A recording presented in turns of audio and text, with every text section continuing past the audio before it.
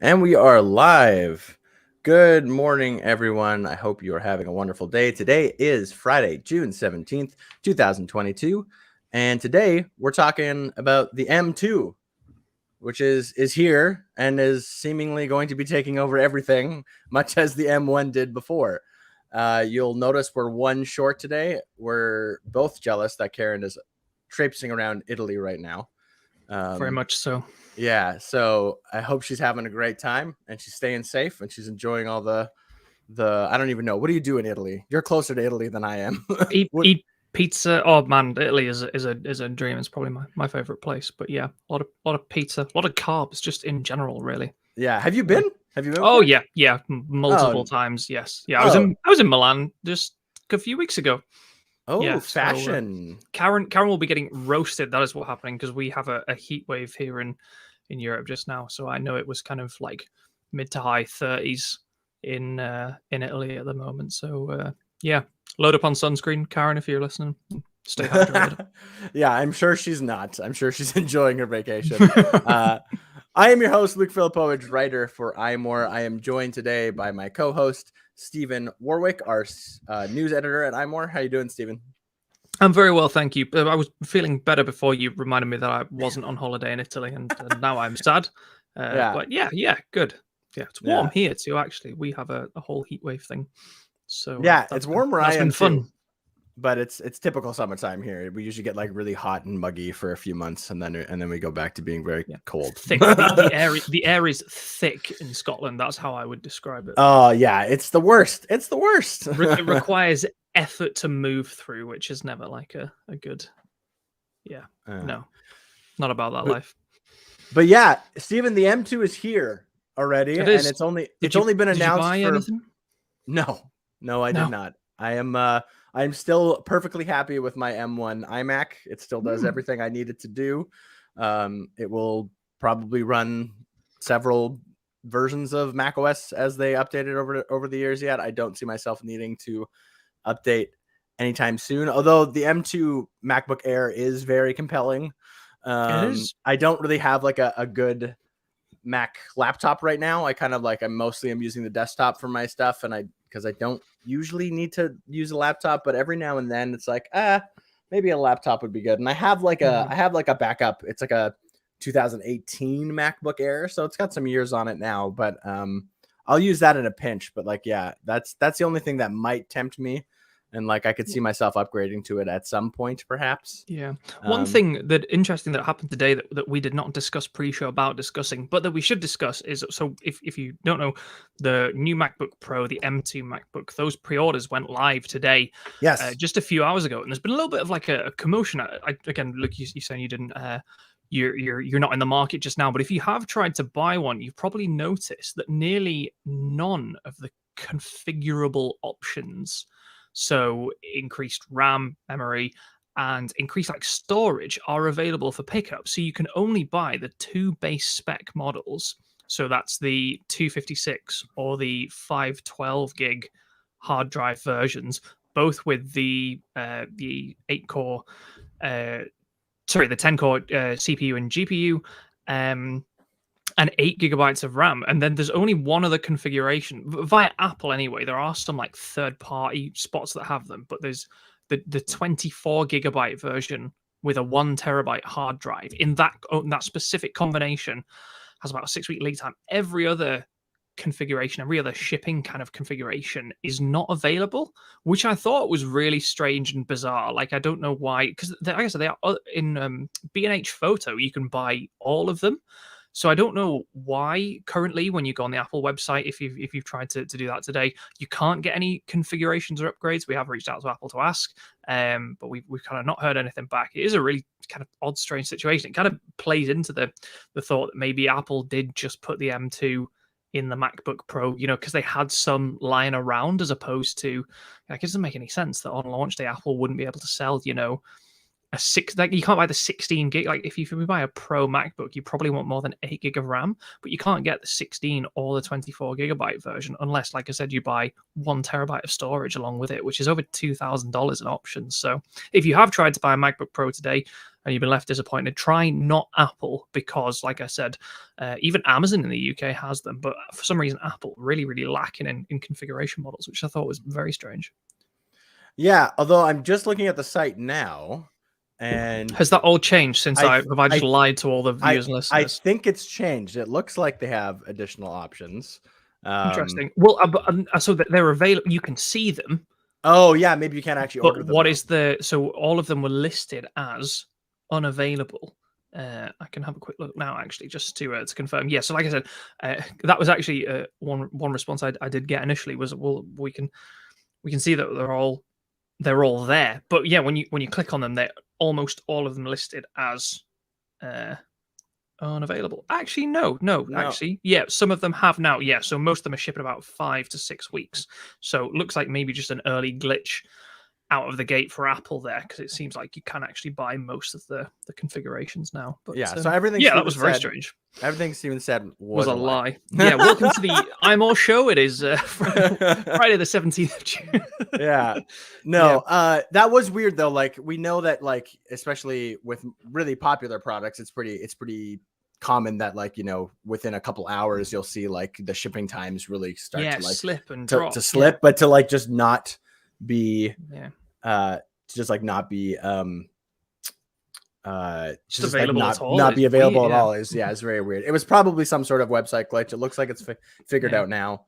The 512 has shipped a little bit. That's up to 4 to 6 weeks. But the 256, the very, very base model for $12.99, that is still available on launch day next Friday. So if you're in the Yeah. market for an M2 MacBook Pro, I don't know why you would be, but there is still there are still models available if you do. Did you see the benchmarks that have come out with the new MacBook?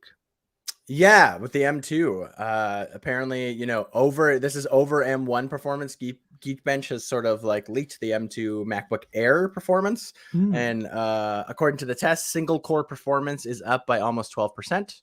And multi-core performance is up by almost 20%. So definitely getting more juice behind the M2 chip for sure. At least that's what the early leaked info seems to indicate, which I mean isn't surprising. It's not like they would launch a chip that's worse than the chip they had already. It's interesting. The single core score is actually higher than the M1 Ultra. But then, but those 10s, obviously the chips kind of multiply in usefulness when it comes to multi-core, so it's not always reflective. But yeah, the single core score has been very, very impressive so far, as has the multi-core, like you said. Yeah, and like I said, I'm still perfectly like for what I need. Like my M1, like I said, my M1 iMac is just like, it runs so smooth, it runs so well, that, like, you know, I can't imagine needing anything for quite a few years yet. In terms of, like, you know, my particular workflows. I obviously, you know, I'm sometimes not good with my credit card and I will buy things I shouldn't, but we've all been there. But like, yeah, I just like it's great that, like, the Apple processors, you know, it's not like the M1 was a one-off, you know, because the M1 was very well liked and very well you know, compared to similar chips from Intel and whatnot. But it's interesting that, you know, it's good to know that, like, it wasn't a fluke. It looks like Apple's got a good handle on this, you know, ARM making its own chips thing, and designing its own chips. So, you know, if you were one of those people who were still kind of waiting the M1 out to sort of see how it was going to go, which I wouldn't blame you, because it is, you know, completely new. It looks like if you wanted to jump in now on an M2, like, you're going to get a really, really awesome chip. Or if you want to save a little money and go for something M1 just to save a little money because money's tight, then you'll still get, like, a great computer that can still, like, do everything you probably need it to do, especially depending on what configuration you get and all that sort of stuff. Yeah. Well, the interesting thing as well, these benchmarks, they're based on the 8-core CPU. Yeah. Like the Pro M2 MacBook comes with a 10-core one, so there's even kind of more potential to be kind of unlocked in there as well. And of course, the Pro has active cooling to kind of take care of that extra juice and stuff. So yeah, really good. And actually, we're starting to hear now that, like you said, the M2 is kind of spreading it and taking over, like much like M1 did. That we're probably going to get the M2 in like a bunch of new, I guess, different laptops. So like a new MacBook Pro, and also some iPads as well, which I thought was really cool. Yeah. I mean, that's the thing. Like we knew it was coming, right? We knew as soon as the M1 was announced that eventually there would be, some sort of a follow up to it. We thought it would come a little sooner, and then they kept launching different versions of the M1, which I thought was really funny. Then we got the Pro and the Max, and then we were like, okay, then sticking them together more and more to make more. Yeah, which, don't get me wrong, is a really cool facet of how the chips work, like the fact that they could combine two Maxes to make the Ultra, and how it how it talks to each other, and how that actually works is very, very innovative and very cool. And like, to have access to kind of all that memory, since they are sort of, they're like CPU and GPU all in one, pretty much. So it's a really cool, from a technological standpoint, it's really cool. But it was just funny. I remember like when they specifically when they launched the M1 Ultra, I remember being like, oh, okay, not an M2, because at that point it was like, we had the Max and the Pro, or the Pro and the Max, and so we're like, okay, probably another, like the next time they launch something, that an M2 will be what it is. And then nope, it was an M1 Ultra. They pulled the old. Look, I would love to tell you about this next news story that we're trying to discuss, but I think my Intel MacBook has like taken exception to this discussion and has just decided to like die in front of me. So I'm clinging onto the call for dear life. So if you could very kindly lay out what is going on in this this iPad Pro M2 story, because I do not have it in front of me, I'm afraid. Yeah, totally. There you go. Your computers are listening, folks. Apparently, they'll know if you talk bad about their processors. So apparently a big iPad Pro refresh with an M2 chip, and apparently wireless charging. I saw that. It didn't make any sense to me at all. M2 is, I mean, you just put the next chip in, right? And we do like a bit more with the thing. But yeah, wireless. And was it MagSafe charging as well? Or was it just wireless charging? I believe it was just wireless, I think. For at least that's what the rumor said, or it was unclear. This is coming from Bloomberg's Mark Gurman. And apparently it's expected soon. Yeah, I think we could. It's probably safe to do. We could get an iPad Pro refresh before the year is out, and that makes sense given with the M1 iPad Pro. When was that? Was that 2020, or was that last? No, it was last year, wasn't it? Yeah, 2021 is when. Yeah. So maybe it makes sense. I don't know. The wireless charging thing is strange. One thing I did see kind of thrown around was that the wireless charging could be for like reverse charging, because it maybe make more sense with a device like an iPad. You could drop your AirPods or something on the back of there to give it a little bit of juice if you need. But yeah, I don't understand why. Maybe MagSafe makes more sense, but just dropping an iPad on a wireless charging pad of sorts, like I don't know how practical that would be. Certainly, I know, for instance, I have a nightstand which has a like a very small wireless charging square, like literally an iPad wouldn't fit in. So we will see what happens with that, I guess. But yeah, M2, like it all makes sense as well, which is good. Yeah. Apparently, the other part is not a lot of details on what this is, pretty much. But Gurman also expects an upgraded camera system. This year too. Probably, so not sure what that means. But. Yeah, and that could be front or it could be rear, couldn't it? Which is obviously interesting. And it got a camera bump in the last round as well, which is so good to say they're still kind of pushing the envelope with that. The big kind of iPad Pro thing we heard, or we thought we heard, was that Apple's working on a 14-inch tablet. I can't remember. Had this happened when we got the last show out last time? Did we discuss this last week? I honestly can't remember. No, last week we talked all about WWDC. Of course we did. So since then we've heard that Apple's working on a 14-inch iPad. Now this was postulated at the time as a 14-inch iPad Pro to go along with, as we've already said, a new 11-inch and a new 12.9-inch. And then it came out earlier this week that this 14-inch iPad may actually not be a Pro iPad, because it doesn't have two very distinctly Pro features, namely the mini LED display and ProMotion, so like a variable 120 hertz refresh rate and lower. So it's possible that this is maybe like a larger iPad, but it doesn't have all of the pro features of, I mean, the display features do make sense because obviously they are more expensive to put in an iPad, and then when you make the display bigger, you sort of multiply that cost by, you know, whatever percentage you're increasing the size of the display. So what do you think about like a 14-inch iPad, but not an iPad, not necessarily an iPad Pro, or like a 14-inch iPad where viewing isn't maybe the prime focus? Because this is a little strange to me, I think. Yeah, I mean, it's so apparently it's rumored that it's a 14.1-inch display, so slightly bigger than 14, but essentially 14. And I don't know, like I feel like if this was an iPad Pro, I'd be like, okay, that makes sense. You know, the people who just want bigger screens, a bigger workspace, you know, artists or architects or like 5 billion other different types of creatives that might want, that like that big 12.9 inch already and would be fine with something bigger. But yeah, if this is going to be like, is it going to be an iPad Air maybe? But that it would, I don't know, that would seem kind of odd, I guess. Especially since like when the iPad Air kind of got its refresh to like the new design, the new like thinner bezels and design and whatnot, it like pretty much bumped up to like it's an 11-inch for the most part. It's 10.9-inch, I think, technically, but it's an 11-inch iPad now. It's the same as like the 11-inch iPad Pro. And I have the iPad Air 5, and like I personally can't imagine needing something bigger than that for what I do. I find that like something like that is definitely much like already kind of getting too large for me.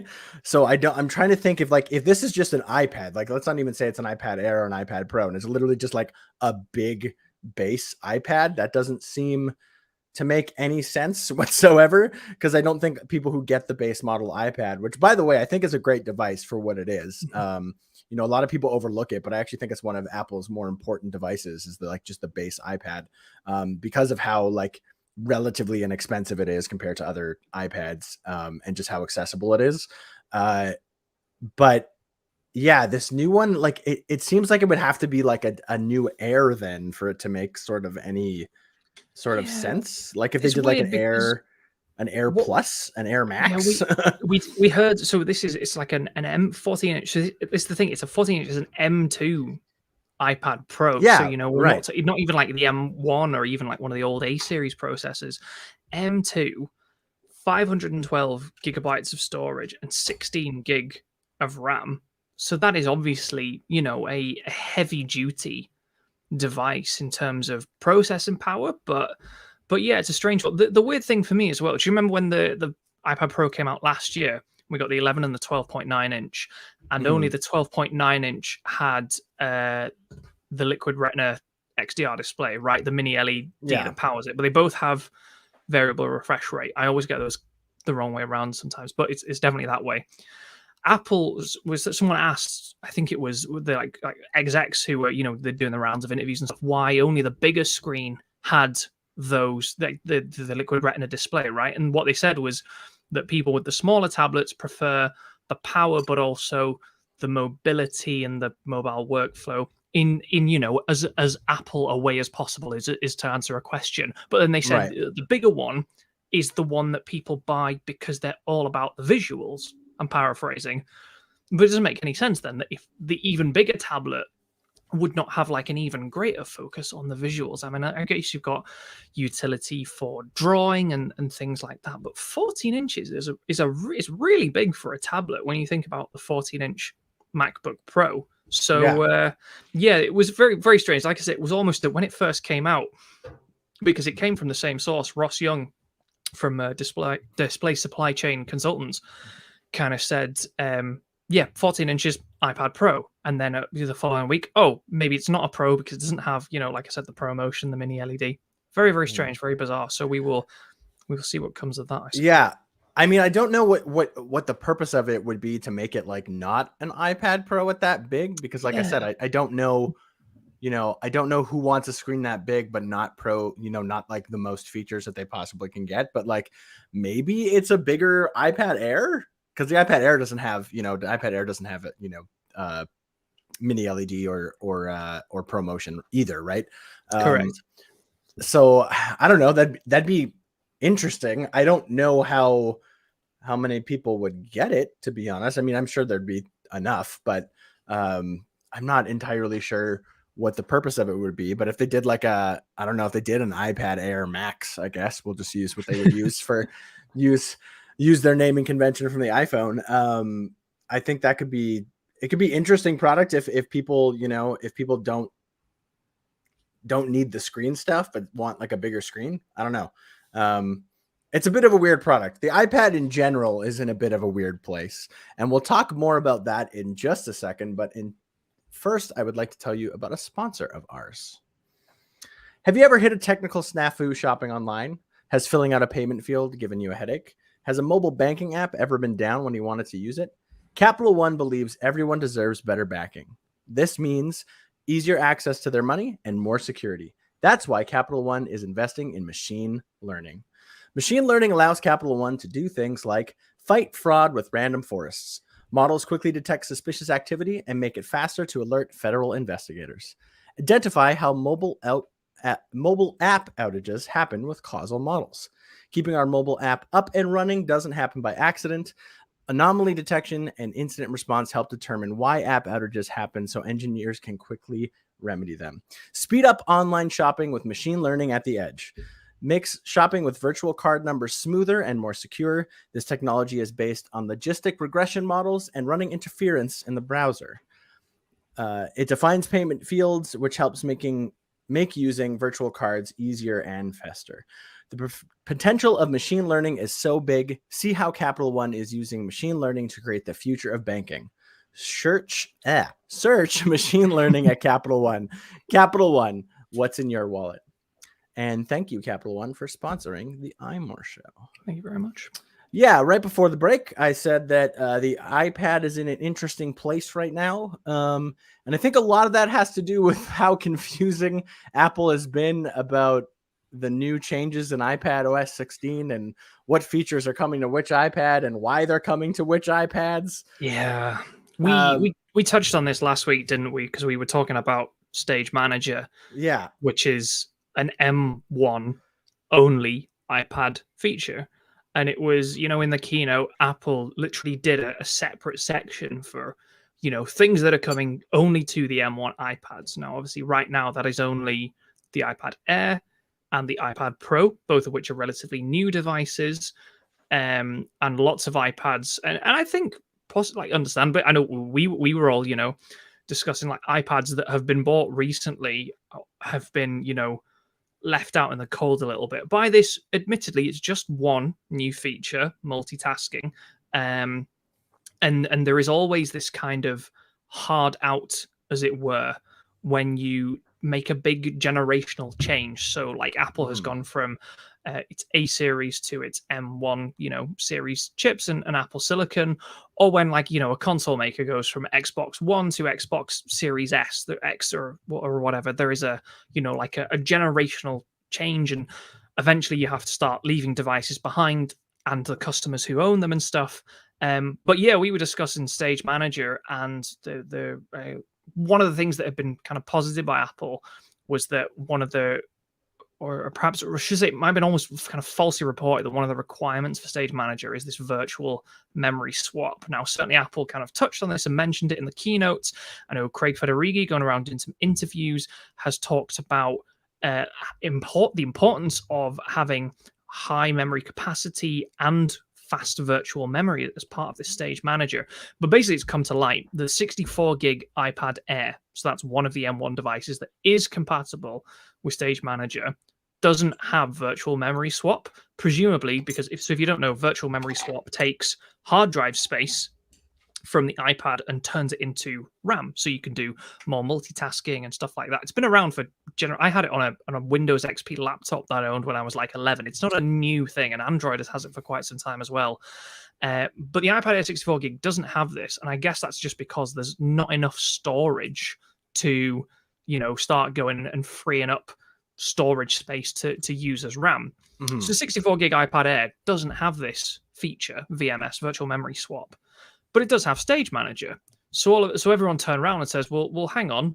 We thought that virtual memory swap was a requirement of Stage Manager. So why are you saying this isn't? It's kind of fed into this narrative of, maybe Apple has made like an arbitrary decision to cut people off from new features and old iPads and stuff like that. So a very bizarre kind of swirling situation.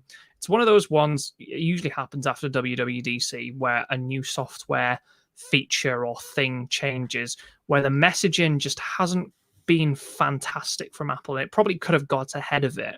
However, I don't think Apple is fully to blame, because we wrote an article about this during the week on the site, where there was a report going around that the Stage Manager did require VMS, like I said.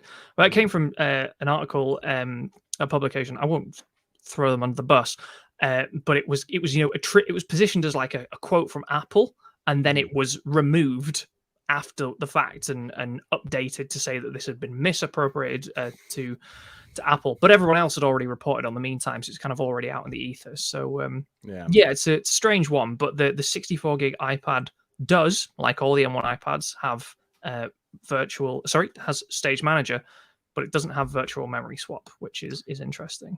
Yeah, and to add a little complexity to this too, I still, I want to give Apple the benefit of the doubt. I want to believe that their engineers and their devs do think about long-term device usage, because, given their history of supporting their devices for as long as they possibly can, and trying their best to bring down features kind of across their thing. Like, obviously, it's not always possible when there's hardware limitations, and I understand that. But part of me is a little cynical about this, because we know that, like, so for the iPad Pro 2020, which is the one that's kind of at the center of this, just because it's the oldest, it was before the M1 iPad Pro came out, but it's still a very recent device, and you would have spent a lot lot of money to buy that. So 2 years ago, you would have spent over, thousands of dollars, like, depending on what configuration you got, but at least $1,000 I can't remember what they started at, but like 1,200 or something like that, I think. Either way, point being, you spent a good amount of change 2 years ago, and now you're like, okay, I have an iPad Pro, and I'm going to be able to use it for 5-6 years probably before it starts becoming maybe a little less feature filled, or Apple doesn't support it as much, or what have you. But now it's like 2 years later, it's already not really getting most of the features that make iPad OS 16 actually really different. It's obviously a feature, Stage Manager and better multitasking has been something that, not Stage Manager specifically, but better multitasking has been something that Pro users have wanted for quite a while. And we know that the A12Z Bionic, which is in the iPad Pro 2020, we know it could run Mac OS Big Sur. And so it's a little disingenuous to me to say that, like, there's no way it could run Stage Manager. I don't know. I'm not a software engineer, and I'm not a developer, so maybe there is a lot more in Stage Manager than I'm giving it credit for. But it's hard not to be cynical about it, just with the kind of messy messaging that Apple has had around it, and like the sort of confusion about what models support what. In fact, one of their hilariously enough, one of their I think it was their preview, their iPad OS 16 preview. I believe it's been updated now, but we actually caught a mistake in it where it said that the iPad Air 4 was gonna be able to do virtual memory swapping, I think is what it was. But then they actually meant the iPad Air 5. It was just a typo. That's nothing big deal. But my point is, like, it's just in general, there's been a bit of confusion about what's coming where and why it's coming where. And I understand why some people are skeptical to sort of take Apple's statement about, no, it needs M1 and it needs virtual memory swap and it needs all these things to make it work like the way we want it to. I understand why people might not take that at face value based on, what we know. But they are certainly they're certainly in a hard place. Like, part of this is on us too. And I'm not oblivious to that, to the fact that, we got the M1 iPad, and then we were like, okay, what does this M1 do in an iPad? Can we get something that it does good? And then it's like, and then they come out with something, and now people are kind of mad about it. This is, I saw Renee Ritchie tweeting about this week, actually. At the last WWDC, we all demanded M1 iPad features because it was like, why is this rocket ship processor in this iPad that runs like a glorified big version of iOS? Like, is pointless. Like, you're wasting power and you're wasting battery and all this, hardware resource that isn't being used. And like exactly like you said, lo and behold, the first M1 specific exclusive feature rolls out. Here's what we can do to take advantage of the M1. And now everybody who doesn't have an M1 iPad, ourselves included, both of us, are upset. So like, it's totally understandable. I think the weird thing about the kind of specific instance is like I said, it got out and it started to go around that virtual memory swap was the thing that powered Stage Manager. Now, I don't doubt for a second that, like I said, Craig Federighi has talked about this, and I'll quote him to avoid misconstruing what he said. It says only the M1 iPads that combined the high DRAM capacity with very high capacity, high performance NAND that allows our virtual memory swap to be super fast. Now that we're letting you have up to 4 apps on a panel, plus another 4, because remember you can use this with an external display, up to 8 apps instantaneously responsive and have plenty of memory. We just don't have that ability on other systems. And the official statement Apple put out alongside this is that to deliver the immediacy, as it were, on iPad as being a touch-based experience, you need the internal memory, the flash storage, flexible internal display interfacing, all of which is only packaged in the M1 iPad. So obviously, Apple hasn't said on the record that you need virtual memory swap to run Stage Manager. And the fact it works on this base model iPad Air, which does not have virtual memory swap, clearly shows that that is not the case. Although the other explanation is actually an iMore commenter, a guy called Tom Broxman, brought up, is that where it says in the iPad Air's disclaimer that it doesn't have the virtual memory swap, it's about virtual memory swap up to 16 gigabytes. So it is possible that the iPad Air 64 gig has virtual memory swap, but just not to the full extent that the other ones do.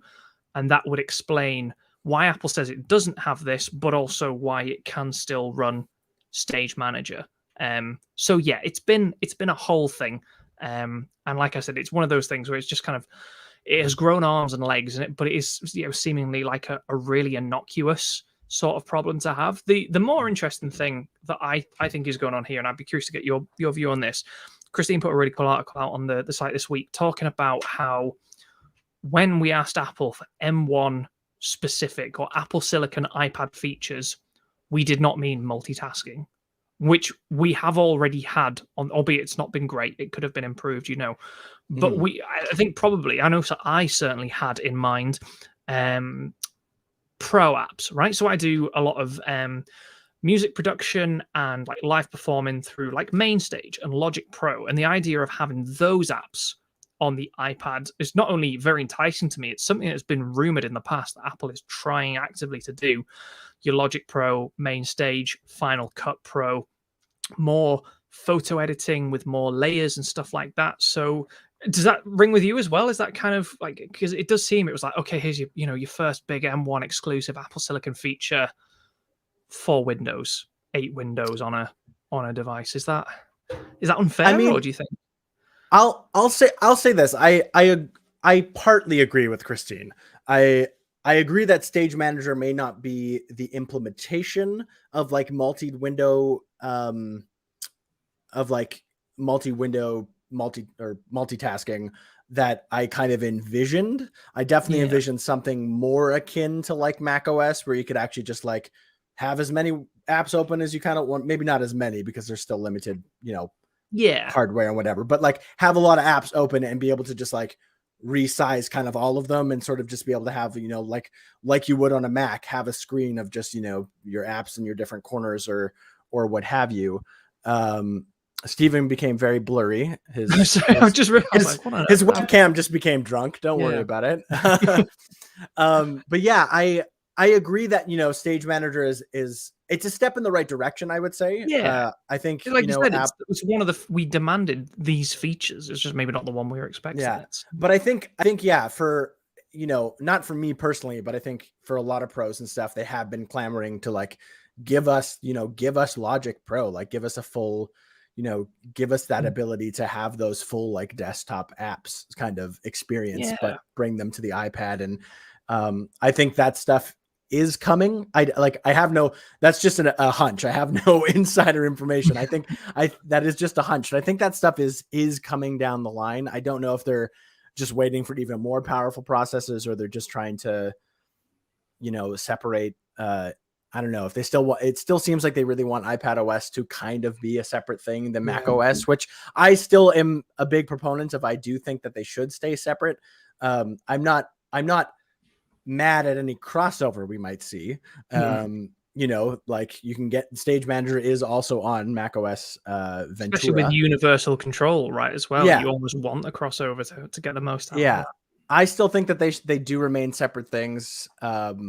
Unless we get into a situation where, and this is like potentially maybe crazy, but maybe the iPad Pros run Mac OS, but the rest of the iPads run iPad OS. And then you have there's a whole other can of worms to digest with something like that. But until that happens, or until they just, fully decide that maybe they do just want to make, an iPad just a mobile Mac. I think we're going in the right direction. I agree with Christine that like, this isn't necessarily the only thing we want. And this isn't like now that we have Stage Manager, there's not going to be people who now everyone's happy, everyone's happy with the way that multitasking works, or everyone's happy with the using the M1 to its fullest potential. Cause I don't think they're even quite there yet when, just with Stage Manager.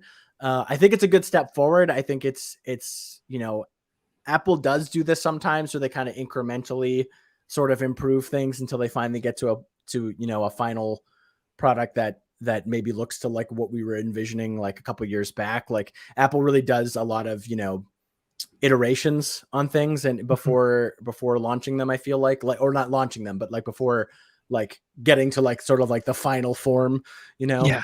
I think that the thing for me that this sort of, I'm loath to call it a controversy, but it has sort of become, it's become way more controversial than it should have been. But the Stage Manager gate, as it were, has proven is that the moving the iPad on from the older generations with features like this that are going to cut out, huge swaths of the iPad user base. Not from, iPadOS 16 still works on all of these iPads. This is just one feature that will not be present for, you have to guess, most people, given when the price point of these iPads and when they came out. I think it's hard. I've totally lost my train of thought. What on earth? That was it. Has to be gradual, right? Because everyone's up in arms about this one new multitasking feature that won't make the jump across the whole iPad range. So imagine if Apple had come out at WWDC and said, "Okay, the M1 iPad and M series iPads of the future are gonna get multitasking." Pro apps. Here's Logic Pro, Final Cut, Main Stage. Here's, better photo editing, video editing. You can run 2 external displays instead of 1. Impossible unless you daisy chain them, of course. If Apple had done, that one huge upheaval all in one, then like think how much bigger this sort of Apple leaving old iPads out in the cold would have become. So I think, like you said, you're right in terms of the iteration of how Apple does things, so as not to, do 10 things and get them all wrong, or then be okay rather than do 1 or 2 things. But I don't think those things from consumer standpoint, that has to be gradual. Otherwise, like you said, the outcry would be, I think, kind of even greater in terms of like, hey, why does the iPad that I bought 6 months ago or a year ago and spent, $1,000-$2,000 on or whatever, not get these 10 new features that are in iPad OS? So I think it has to be a gradual transition. Yeah, that's a good point. I think another thing to bring up that's super important, and you know, Renee, if you follow Renee on Twitter, our good friend Renee, he's also been talking about this a lot too, is that not only, you know, were we asking for features that were M1 specific or took advantage of M1, but also there's a lot of people out there who don't care about this, like a lot. Yep. There's probably more people out there that use an iPad, even that use an iPad Pro, that don't care about this Yep. than there are that do. So you have there to is a remember bit this of is it's a controversy like inside a microcosm. Like the vast majority, as with iPhone Mhm. and iPads, probably you probably say like the Mac is like probably has the user base with the highest sort of awareness of this kind of thing, just because of like who is attracted to that device, right? Whereas Yeah. so many people have iPhones who don't follow Apple or software or betas like that, so iPad probably sits in the middle. You got to imagine the vast majority of, I think it was one tweet was like, the vast majority of iPad users are angry about this. It was like, well, no, actually the vast majority of Probably not. iPad users probably don't know that their iPad runs iPad OS 15, that Mhm. it's getting iPad OS 16 in September. It was just Yeah. announced at WWDC what chip their iPad has, what the M1 is. So I think it's probably disingenuous to say that like there's a lot of people that are upset about this. Undoubtedly, there are some people. We have an iPad, a 2020 iPad Pro in the house. You've got one, I think, that is, Mhm. is not gonna get this feature. But yeah, it's not like a great big, the uproar I think that the people are making out to be. At the end of the day, I think it is just, like a bit complex, and it's just one of those things that's just crying out for Apple to just be Mhm. like, this is the answer, but I just don't think we're gonna get there. Yeah. It's difficult, but it is what it is. But Mhm. yeah, the stage manager thing has definitely, I think, dragged on and out probably longer than it deserved to. But Yeah, hey, and you know, I wrote an article saying that the M1 specific changes, specifically like Stage Manager and Virtual Memory Swap and things like that, coming only to M1 iPads. Like I wrote an article saying that sucked, and it does suck. I do think it does suck, but that doesn't mhm, necessarily mean that it's affecting or that a lot of people necessarily, you know, in the grand scheme of things, mm, care about it.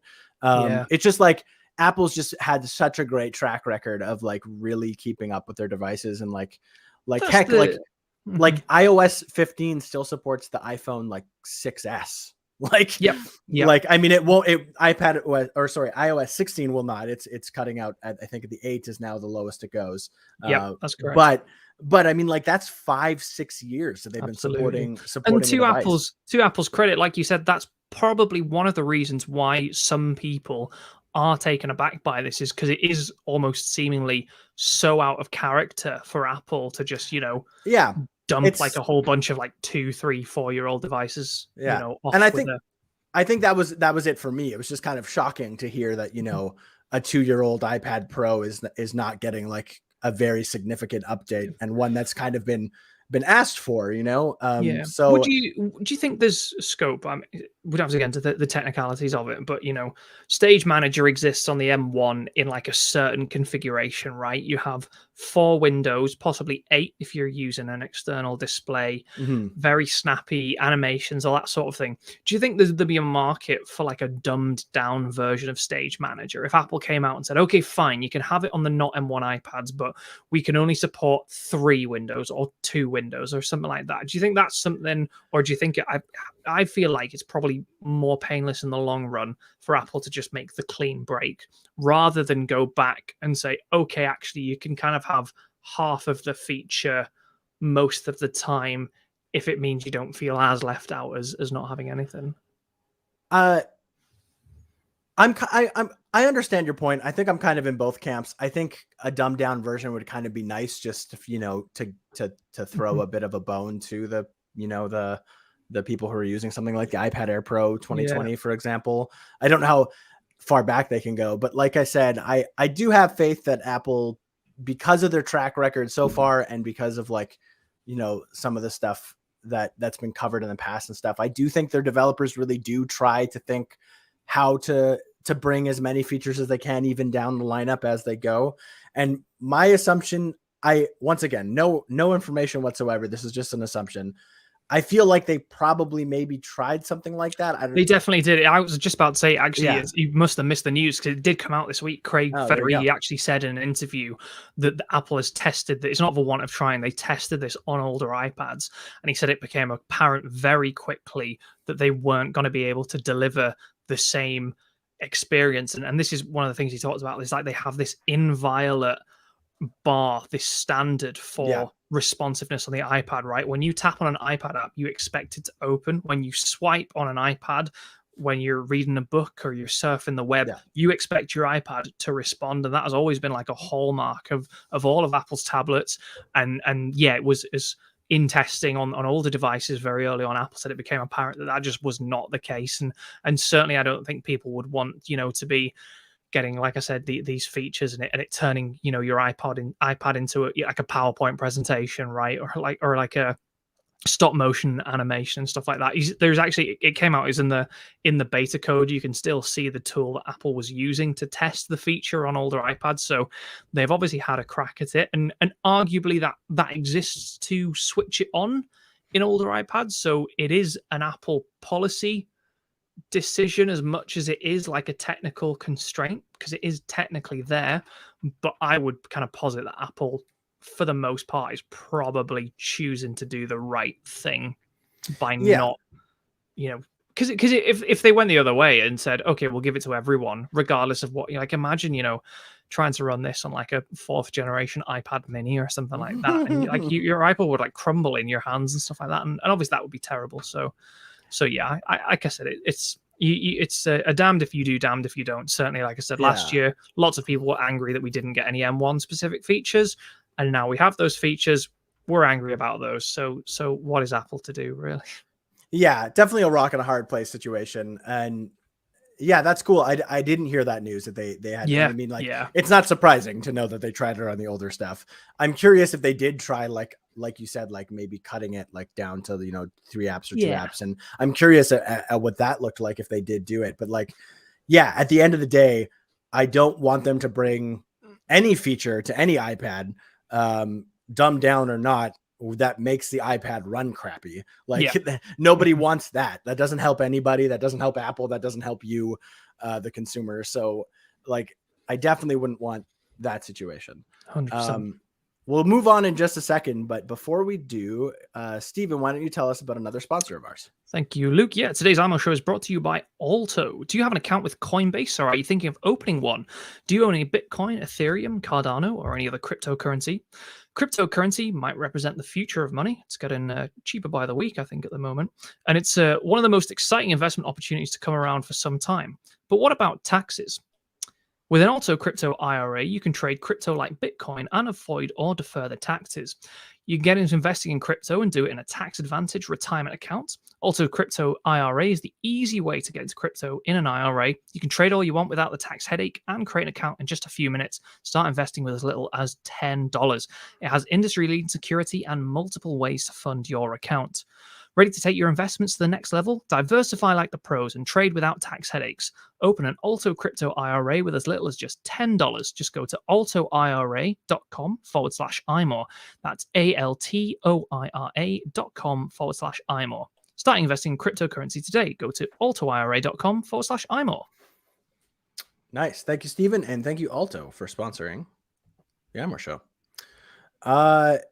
Let's talk about the crazy deal with soccer, or football, as you would call it, that Apple signed this week. It seems weird. Why don't you walk us through this, Stephen? Yeah, this is so Apple announced on, I believe it was Tuesday, that it has signed a 10-year deal to be the exclusive streaming partner of Major League Soccer. Even saying the word soccer out loud as a British person sort of makes me want to throw up, to be honest. But yeah, 10-year deal with the MLS, thought to be worth $2.5 billion, so $250 million a year. And yeah, it will mean every single Major League Soccer game for the next 10 years will be shown on the Apple TV app, starting from next year. So that's all the MLS Leagues, Cup, the MLS Next Pro games, and MLS Next matches, with no local blackouts or no need to pay for a traditional like TV bundle. It says it's an exclusive deal, but this is exclusive in terms of streaming. So the games will still be broadcast on local networks and stations. So this will not be the only place that you can see the MLS, but it will be the only place that you can see every single game, regardless of where you live, and stream it live, which is pretty cool. This is the second crack that Apple has had at getting into live sports. Friday Night Baseball, that experiment is obviously still ongoing, and I think it's been largely well received in parts, and certainly for some of it. So yeah, I think Eddie Q I think kind of summed it up, where he's like, this is the first time in the history of sports. It might be the first time in the history of US sports, I don't know, but that fans can watch everything from an entire league in one place, which I think is unheard of. I can't think of a deal that offers that.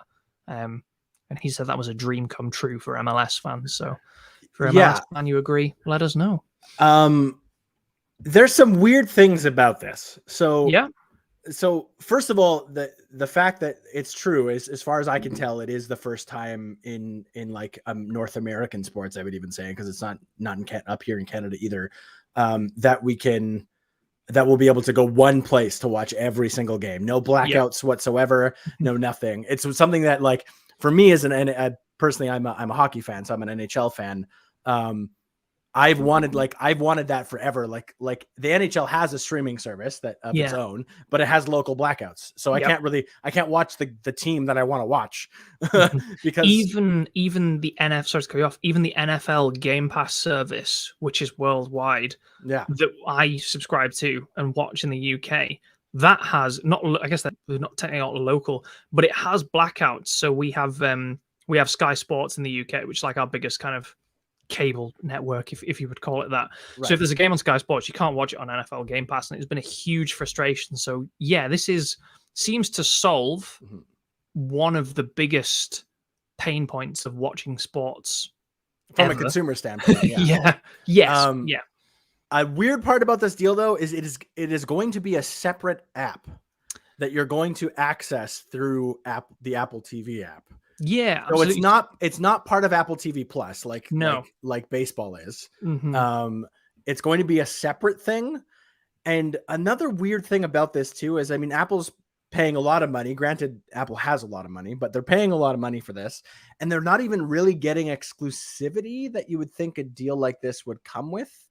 Like, typically when you see money, not to be the exclusive broadcaster of a I don't know. Obviously, the MLS is not popular in the US like the NFL or the NBA is, but it does have a following. So and it's growing. It's actually been growing pretty steadily over the last few years.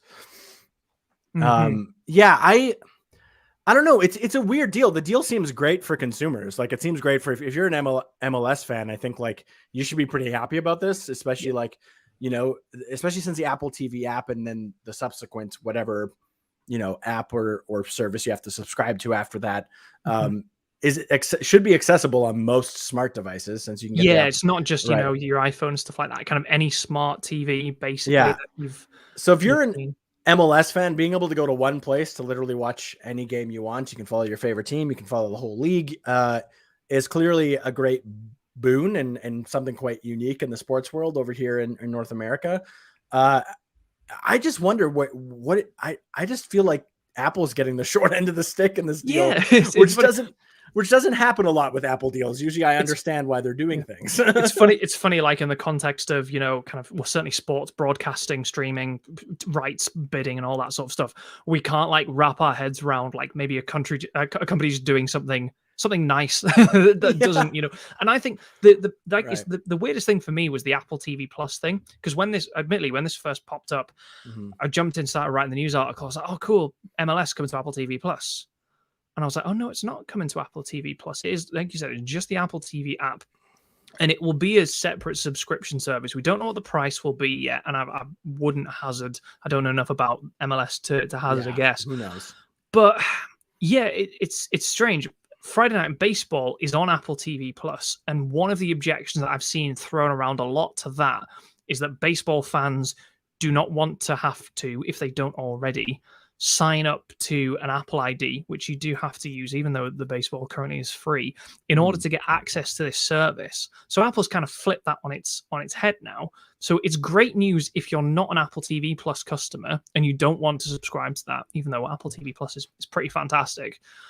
But if you are an Apple TV Plus customer and you would be interested in this, this is another, could be $5 or $10 a month that you're having to, you know, fork out for that. So unless Apple was to expand Apple TV Plus at some point to include MLS or other sports that it might add in the future. But I'm very, very curious to kind of see how this goes. But yeah, it is. The MLS is still negotiating with other actual TV networks. So like there might also be a deal with ESPN or Fox so that those games can be shown live on their networks as well alongside Apple. So you're right, it's a drop in the ocean for Apple, certainly when you break it down to a yearly basis. And that's also like a, you know, it's not like a straight set of rights that Apple's paying for. It's kind of like a minimum guarantee. And then the MLS will actually get even more revenue if Apple sells more subscriptions than that is worth. Yeah. If that makes sense. So this is 2.5 billion over the 10 years is the absolute minimum the MLS will get from Apple in order to sign this deal. But it could be, you know, double that if it takes off or whatever the course of the thing. So yeah, it's an interesting play from Apple. I guess they're maybe banking on the increased role that streaming is taking in sports, and you know that more people are trying to cut the cord, as it were, and get rid of all their packages and bundles and stuff like that. So very strange, very interesting. I don't know as well in terms of, so Apple TV Plus baseball, that is an Apple production, right? So it's Apple's you know, TV crews, Apple's in studio teams or whatever goes out on Apple's, whereas it could be that Apple is, you know, just broadcasting someone else's content here. So that's a big difference as well. So yeah, certainly different. Like I said, it's momentous news. If you're an MLS fan, I think this is probably going to be great, especially unless the package is, you know, eye-wateringly expensive, which I would doubt. But yeah, Oliver wrote an excellent piece on iMore this week, and he basically described it as like too radical for its own good. It's weird. It is weird to see that. Like it kind of seems like, I say Apple's getting the short end of the stick. Maybe there's something I'm not seeing. The thing I think maybe Apple's play here is just the fact that they clearly want to get into this sports business as we've known and now we've seen. So maybe this is really just kind of a proof of concept. Like maybe they're using this, and you know, it's a bit of a smaller league. It's still it's a growing league, and it's you know, it has its fan base and it's been growing for sure. But it is, you know, smaller compared to like, you know, the NFL and stuff like that, and the MLB and whatnot. But maybe they're gonna try and use, if this is successful, maybe they're gonna try and use this to sort of start conversations with the NFL or start conversations, you know, with the NHL, which I would love. If they could get a deal like this with the NHL, I'd be there in a heartbeat. I wouldn't care what it costs. I would and the MLS said as much as well. I think the commissioner kind of said, like, it's not like, you know, a traditional deal. It's like a partnership. And it's the way it's set up. What Apple's paying is a minimum guarantee that the MLS will earn. But like I said, it could be, you know, substantially more than that. And that's how, so it's he described it as a unique partnership in kind of sports media. So it could be revolutionary. Who knows? Like you said, it might be that in 5 years, 10 years or whatever, Apple has a deal like this, or a streaming platform has a deal like this with every, you know, kind of major sport and stuff like that. So yeah, definitely big momentous news for MLS soccer fans, and certainly an interesting one to kind of see how it plays out going forward. Yeah, and then the other part of this deal that I think like maybe Apple's, like you kind of already brought this up, but like the MLS has been steadily growing for years now, and they've kind of been getting more and more popular, and the league has become you know, more and more prestigious from what I understand too. I'm not a huge MLS fan. There are a few Canadian teams that I occasionally watch, but I'm not a huge. It is MLS definitely fan, growing in stature. I think that's indisputable. So so maybe Apple's just seeing this as a way to jump on early, and then and hope to kind of like, you know, beat the crowd to the, or, you know, beat the rest of the broadcast. It's a 10-year deal maybe as well. Absolutely. So I'm gonna imagine Apple's banking on some growth and such. Yeah. So it's an interesting deal. I think like one that surprisingly seems to be more beneficial, at least on the surface. It seems to be more beneficial to like us, the consumers, than it does to even Apple at the moment. But You could, do you know what? That's you never interesting know. because you could say that about Apple TV Plus as well, couldn't you? Like, think about how much money Apple's pouring into Apple TV Plus. I think it spent $500 million just marketing the service, and Yeah. then all of the films and TV shows it has made, all of the star power it's brought in. It's charging, if you're paying for Apple TV Plus, which I don't think most people are yet, it's charging you $5 a month, and it's like Apple is using, I guess it's kind of its huge size to, make TV that is good for people but doesn't, cost a fortune, and maybe it's trying to do something similar here. Yeah, and I mean, we'll have to see how it goes. I guess like Apple, Apple TV Plus has been around for a couple of years now, but it's still sort of like newish, I guess. And considering, Netflix is not doing well lately, as we all know, and has been like bleeding subscribers pretty steadily. Especially, it was like the first quarter, it was like 200,000 subsubscribers they had lost or whatever. They're expecting another 2 million, I think, this quarter. So yeah, so it also makes me wonder, how. I mean, I don't think streaming's going anywhere per se, but like, are some of the big players gonna like, make? Is this gonna change?